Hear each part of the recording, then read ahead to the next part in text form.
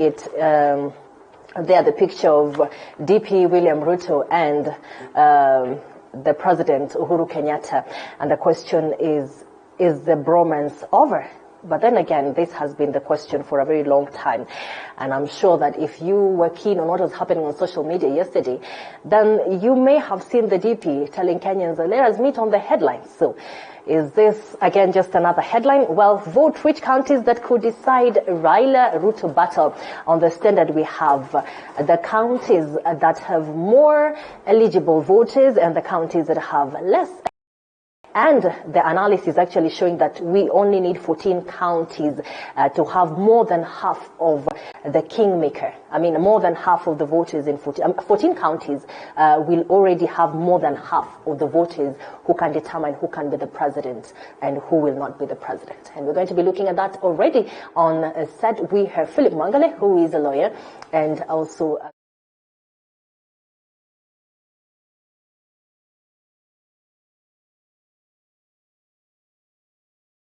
what is happening with People's Daily? I guess this is the second page because the first one is kind of failing me. That's okay. Yes, right. The biggest test for BBI as regions make tough demands. Na mimi hili linahusiana na swala la BBI katika gazeti la The People Daily. Tumezungumza sana. Mara ya kwanza ilifanyika Narok jana, Garissa, na vile vile 29th itafanyika Meru. So big test for BBI as region make tough demands. Kuna watu ambao ukikwenda kwao sasa hivi wanataka mtufanye hivi na hivi. Nakumbuka Narok wakisema kwamba wao wanataka wakati wa uchaguzi kusiingilia kabila lingine. So I guess you're like the number 2 region among Mount Kenya leaders, a rift among Mount Kenya leaders depends ahead of Meru Forum. Na mimi ni hii vile vile tunasubiri kuhusiana masuala ya BBI Corazon. All right. Emmanuel, I'll be coming to you also so that we can be on the lookout. Those who, our viewers who are going to be contributing, we're going to be reading it here. If you're watching us through the live stream, it's at TV47KE and on Twitter as well. And our SMS line is 22047. Please talk to us, and the call line is right there on the screen. All right. Milton and Philip Mwangale, we have the making of a breakup. And this has been a conversation for a long time. The last time that the DP actually was interviewed in one of the media houses, he denied, and he has denied, that there's actually a breakup between the two of them. Is it becoming more evident that there is a division, and a huge one, between the president and the deputy president, Milton? Thank you, Corazon. I think it's quite clear that there is a division between the two of them. It is only that they don't to admit before the public, because the admitting of that, it has its own implications. You remember that when Jubilee came together, they came together under the auspices of uniting the Kenyans, and also they did convince so many parties, about 14 of them, just to make sure that they come up with a powerful party that drives them to power. But once that agenda had been achieved, there was nothing else that Jubilee would stand for, apart from just running the government, but forgetting the politics of it. But now, the man Ruto, being that he was very key and very instrumental in formation of Jubilee Party, feels like he still owns the party, and he wants to use it, even come 2022. But Uhuru, with his new alliance with Raila, seems to be having a different agenda. He wants something else. And therefore there is a tension. Tension in interests. The interests are not aligned. Interests are facing differently. That's why there is a quiet disagreement amongst them. It's only that it is not being admitted. All right, they're not admitting in public. Yeah. Philip, Milton has talked about the party and the push and pull of who still has more weight with the party. We've heard another factor mentioned, that is the party elections that have been cancelled and pushed forward right now again to next month. And most of the analysts actually say that this happens because someone fears a showdown with party elections that would actually happen within Jubilee. What's your opinion on this? First, the marriage between Uhuru and Ruto was a marriage of convenience. It is not because they were so much in love that They decided to come together, as Milton has mentioned. All right. It was for political purposes. And once that political purpose, which was getting Uhuru into office and getting the Jubilee government into office, was acquired, then their real characters began showing up. And the fact that you've mentioned that the party elections have been postponed more than once. The fact that that has been happening means that there are people who are afraid of, and we must be frank about it, they are afraid of William Ruto taking control of the party, because he seems to have a following even within the party. He appeals to a lot of people at the grassroots level, a lot of Jubilee members at the grassroots level. So we are going to see the rift widening, because there are those who feel that Jubilee party should not be taken control over by William Ruto. They are threatened by for whatever reasons, but one of the key reasons is because Ruto has the ability to go above and beyond what they are used to. And he has demonstrated that ability in the past when he was in ODM. He played a key role in getting ODM restructured and ODM gaining traction at the grassroots. So we are going to see the rift widening. The fact that the president has not come out to speak about that relationship. We've only had William Ruto coming out and saying we are still brothers, there is no issue between us, yet we can see from the outset that things are not okay. It will be important for the president to come out and clear the air and say, I mean, if he's siding with Ruto saying that there is nothing between them, then he should. But the fact that he has not come out and cleared the air, then it means that it is true that things are not okay. All right. Yes. And one of the reasons why this rift has come out more conspicuously is the element of BBI. And today, I know in the morning, the question we were actually asking is if our view actually knows what BBI is. Because ukweli ni kwamba watu wengine hata hawajui. Ulisema kwenu wanaita PPI. Sisi kwetu tunasema ni BBI. You know, kila mtu ako na version yake. I don't know, Philip also Mwangale can tell us kwa wanaitaje. Tunaita BBI, PPI. So naamini kwamba jambo ambalo litasaidia haswa ni kutoka kwa mtazamaji ambaye sasa hivi anaungana nasi kwa mara ya kwanza, ama vile vile amekuwa akitufuata, atupigie simu kupitia nambari iliyo chini ya kiwambo chako, zungumza nasi. Je, unafahamu BBI? BBI ni nini? Unajua hata maana ya BBI kwa ujumla? BBI, Building Bridges Initiative, ulikuwa unafahamu? Utuambie hasa tupate kujua zaidi. Ni masuala ambayo Corazon ukijaribu kuangalia, watu wengi hata ukienda sasa hivi town ulize kama anajua, hata ukurasa wa kwanza ajui chochote.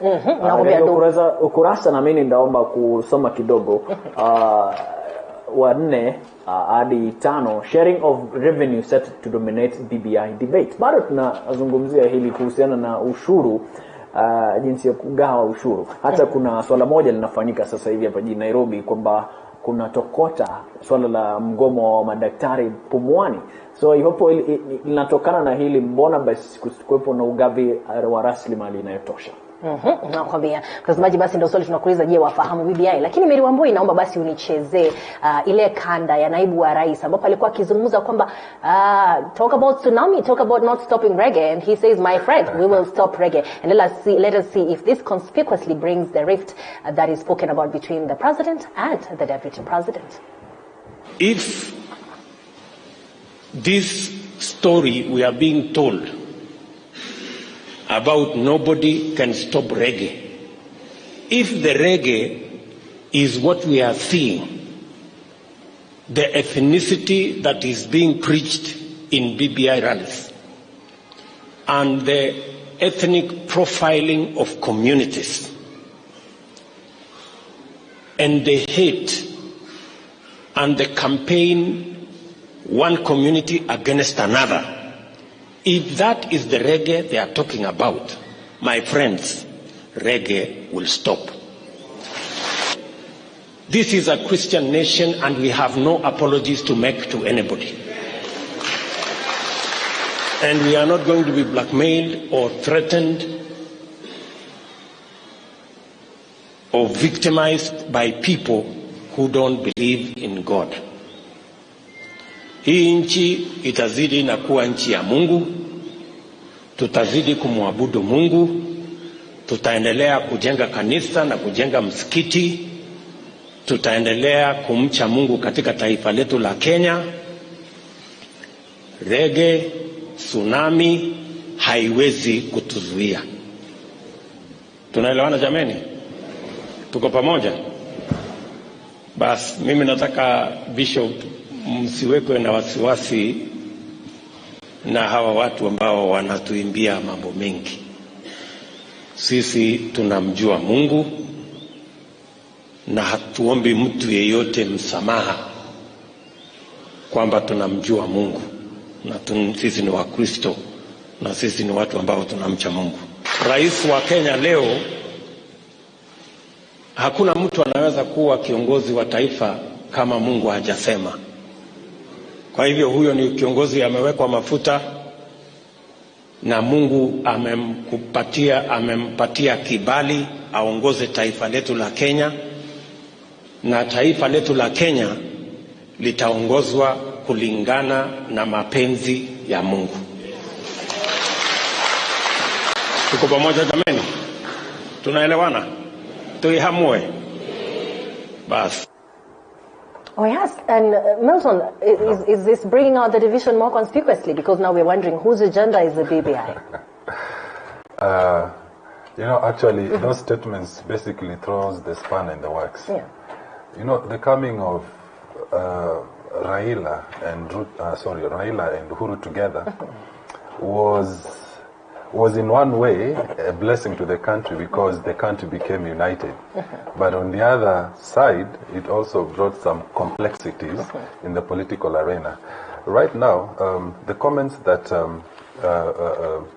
the Deputy President is making is comments that are aligned in the tune of 2022, because he's trying to block the advances that are being made by the people of the BBI.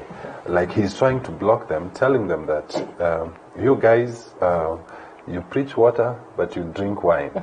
You're saying that BBI is for unification of everyone, but in real sense, it is about the few of you. So basically, the statement he's making is just to stop the incursion that has been made by Raila. And in fact, those statements, they are targeted at Raila and his camp, and not really the president, if you look at it quite closely. Philip Mwangale, we have the reggae tunes, and we have had Raila Odinga saying nobody can stop reggae. And then now we have DP Ruto saying if this and this and this is it, then, my friend, we are going to stop reggae. Is this now the making of a breakup in reality, in definition? As Milton has said, the Deputy President was addressing Raila Odinga and his camp. And the fact that he's saying he's going to stop reggae, I think he will have to switch off the power, because that is the only way he's going to Where stop is the reggae. power source in this case? The power Who source, has the sockets? The power source is with Uhuru Kenyatta, because he was the initiator of the handshake. Well, he wasn't really the initiator, because there were players at the background who initiated the handshake. But that is the source. I mean, it is Uhuru who will determine if the BBI train will change course, because he has spoken very little about the BBI. If you're very keen, in all his addresses, his mention is we need to unite the country. He does not stick to the rhetoric of BBI as much as Raila Odinga and the other camp does. But what Ruto is basically saying is he's actually coming out to speak against what the BBI has become. And I tend to agree with him, because I have said this and I maintain that the BBI is a cover-up for 2022. The fact that William Ruto and his camp have been speaking about 2022 does not negate the fact that Raila Odinga and now the BBI crew is speaking basically about 2022. Because if they are attacking those who are speaking about 2022, then they are speaking the same language. And the fact that we are now concentrating on what form of executive, what structure the government should take going forward, then we are entirely in 2022. And if you look at all these rallies that have been happening, the 6 of them, including the Garissa one, there is very little to do with values. If we are to go by the BBI, the initial BBI report, there is very little to do with values. Because when the report was being launched, we were told that this report will look at a wholesome solution, and that was to do with our value system. These people are not mentioning this when they're in these rallies. Their main focus is on the structure and on the system of governance, and that is basically politics. All right. Terrell, I know we remember so well that when we were talking about the first report that came out, the first BBI report, we were asking, how do you enforce values? Because that is something so abstract. I mean, people literally choose if they want to do the right thing or the wrong thing. How do you make this into something that can be embedded and enforced, by a system? But then that's it. Ni kama kulazimisha mtu akienda kanisani apige magoti. You don't do that. They choose what to do. So sidhani kama ni vizuri sana kwa serikali kulimbikizia watu wafanye kile ambacho wakifanya. Jana katika mazungumzo ya Raila Odinga maeneo ya Garissa, akizungumza sana, watu walitaka kujua iwapo BBI itashughulikia swala la kutokuwepo kwa walimu katika maeneo yale. Kulikuwepo na Sossion vile vile ambaye alitaka sana kuzungumzia hilo. Ahadi aliyotoa Raila Odinga ni kwamba yeye atakutana na Rais Uhuru Kenyatta nadhani wiki hii kuzungumzia swala hilo la kuondolewa kwa walimu kutoka maeneo ya Garissa. Ledama Olekina leo anafaa kufika mbele ya maafisa wa DCI kwa sababu ya kuonekana kuchangia pakubwa kuwepo kwa mgawanyiko wa kikabila katika taifa. So BBI sasa hivi sijui sana kigezo chake cha fahari kinatoka wapi. Na ndio maana tunakuuliza mtazamaji asubuhi ya leo, what exactly do you know about BBI? Ni nini wewe unajua kuhusu BBI? Kwa sababu inaonekana kwamba ni ajenda ya taifa, na kwamba viongozi wanaenda huku na kule katika kwenye misafara wakisema kwamba wanaipigia debe, lakini wewe wajua BBI ni nini? What do you know about BBI?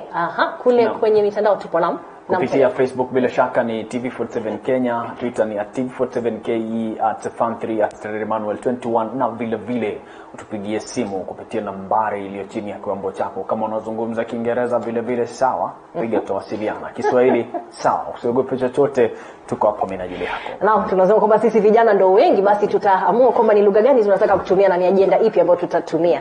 Now, talking about numbers, and again, not really leaving BBI behind, we're still continuing that online. We're going to read what you say about it. But then on the first page of the Standard, now we have a breakdown of eligible voters in the country.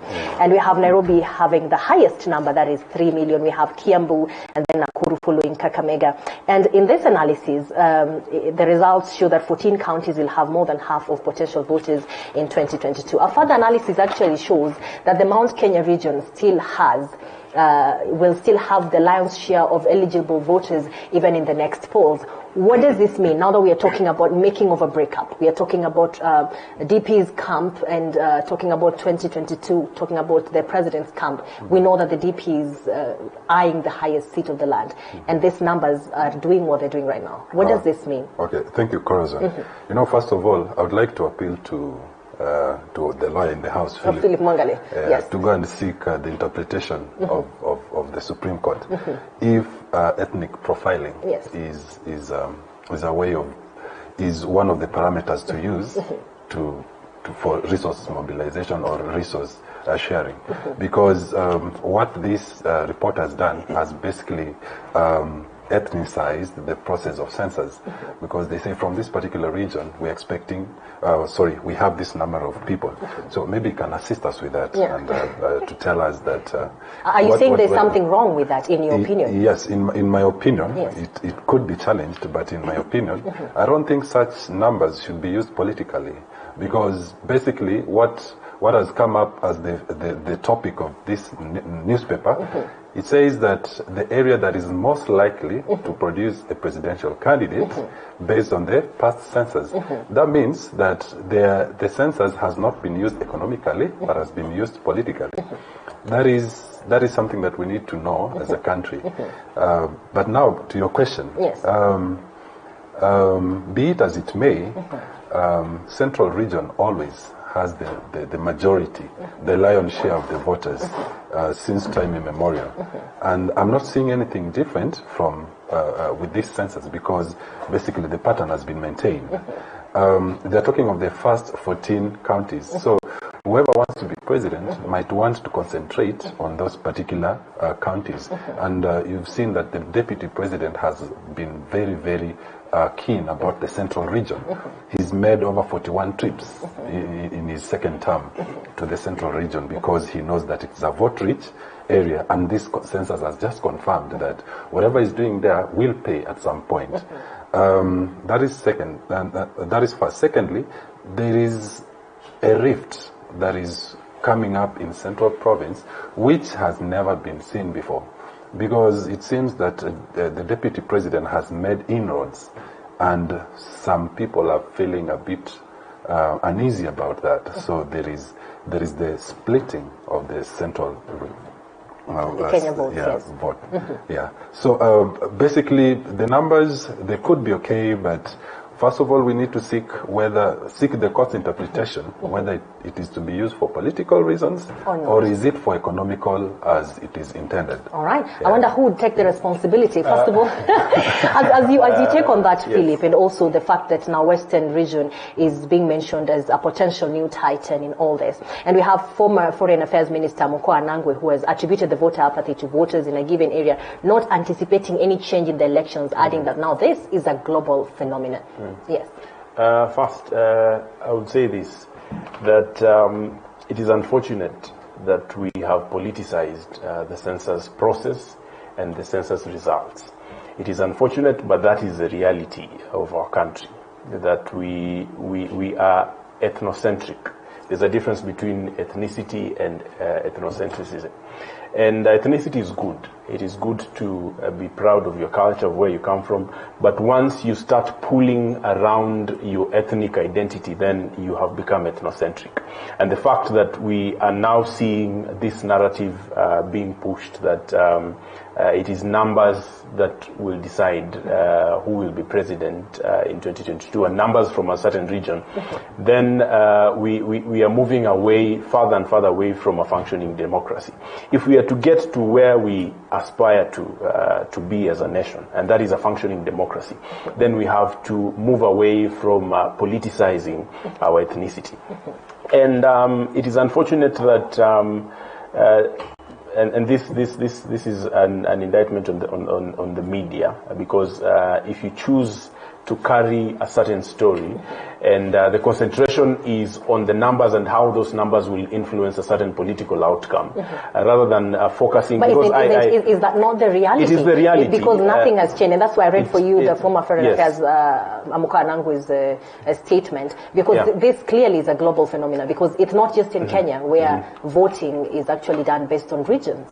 You see, across the world, it is done based on regions. Those are numbers, but then the dynamics are not ethnic. They are not looking at ethnicity. For us, it is tribe that counts. So what I'm saying is... But that is maybe probably because our regions are composed of tribes. Yeah. I mean, the Kiambu County has one tribe. Nyanza Western, we only have a bigger percentage coming from one tribe. That is true, Corazon. Yeah. But what I'm saying is, it is unfortunate, but that is our reality. And we need to think of how we need to get out of this space that we have found ourselves in. If we concentrate on rubber stamping that mentality, and we take that reality as our aspiration for the future, then we are heading nowhere. And the reason I mentioned the media and covering a certain narrative, the role of the media is not just to report; it is also to inform. And information it's more than just reporting what is the reality on the ground. It is about analyzing how the reality affects the future. Right. So it does not do us any good to concentrate on those numbers. Mm-hmm. And so I also don't feel comfortable in commenting on how the numbers in Western should influence, because that is not the narrative I want to carry. I know you do not want to cover the narrative, or carry the narrative, but is that not the reality? That is the reality, and it's unfortunate. Why would you then, as a governance expert, want to do any analysis based on something that is not real? Because if you were to do your analysis and make decisions, then you have to base it on reality. And the reason I'm saying it is unfortunate is because the trajectory that is taking us to is not a good one. It's tribal. So, but we need. My analysis now is on the unfortunate reality that this is where we are as a country, but we need to move forward. And my plea to Kenyans will be this: that we should not concentrate on, because this is a narrative that is being pushed by a certain group of people, and especially politicians, because they want to whip up emotions and tell a certain group of people that we are this is our number. So expect this outcome out of an election. Begin doing your math as early as possible. Milton. Yes. Philip said something to do with media. Yeah. And at SN Nyamao, Ruto was abundantly clear on the reggae that must stop. The reggae of ethnic profiling, the reggae of hate. But stupid people and nonsense media will report Ruto vows to stop BBI meetings. Nadhani vile vile kuna moja. Let us settle this battle of Mount Kenya kingpin between Anne Waiguru and Alice Wahome. Na mimi nashughulikia vile vile mambo ya BBI. When people were shouting BBI, that is at Icon Faran 022, when people were shouting BBI at Garissa Primary Playground, this brother was asking for help. Read this message, but not there to see these grievances. BBI has never been something for common Kenyans. All right. It is something for the political class, in his opinion. Milton. Yeah. Thank you. Just dwelling on the numbers. The numbers, yes. One thing should be realized about Western Kenya in terms of the voting patterns and all that. There's the issue of matters. The numbers might be the way they appear on the newspaper. There's the issue of voter apathy. You cannot compare the voter apathy in Kiambu versus the voter apathy in Kakamega County. They are very different. The voter apathy in Kakamega County is very high, ranging to about 40%, about 60% would turn out to vote. But if you look at Kiambu, for example, voter apathy is about maybe 10%. That means about 90% come out to vote. So the projection that is being given here, that a particular region might produce a candidate, especially not produce a candidate but determine a candidate, especially the Western region, that is a fallacious argument, because it fails to capture the issue of voter apathy and other cultural issues. That is one. And then secondly, I think Philip is driving a very key point, that there is the reality and then there is the idealism of it. The idealism of it is that we don't need a country that is ethnically profiled, especially when it comes to seasons of elections. We want a country that is heterogeneous or homogeneous, so that we don't have to look at a particular region saying that this particular region must or will vote for a particular candidate based on their. We need to move from that. We need to come into a state whereby voters or citizens are aggregates. That means they are independent and they make independent decisions without the influence of their ethnic and definitely without having the emotions whipped up using tribe and all that. Emmanuel, we only have, I think, 3 minutes to come to a conclusion. I don't know what you have online, but the agenda right here that I think is also a new agenda is how are we going to detach ourselves from the reality of tribalism and emotions being whipped up by the political class based on tribes and regions and all this. Are we ever going to detach ourselves from this? Emmanuel.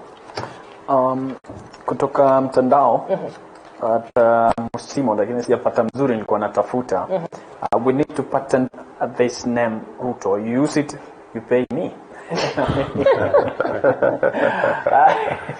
Inatumika sana na asubuhi Corazon ulisema kitu kimoja kwamba mbona katika magazeti jina la Ruto lisipoonekana. Kwanza alituambia jana kwamba kule kwenye Twitter tukutane kesho kwenye headlines. Maisha hata yeye mwenyewe alikuwa anajua kama atakuwepo katika. But shortly after that gazeti ya Nation ilipotokea alikuwa kwa headlines. I guess someone also at Elias Kipto, should these people learn to talk without mentioning the name of William Ruto in any BBI rally taking place? They have to present themselves in the name of hustler. Shame on them.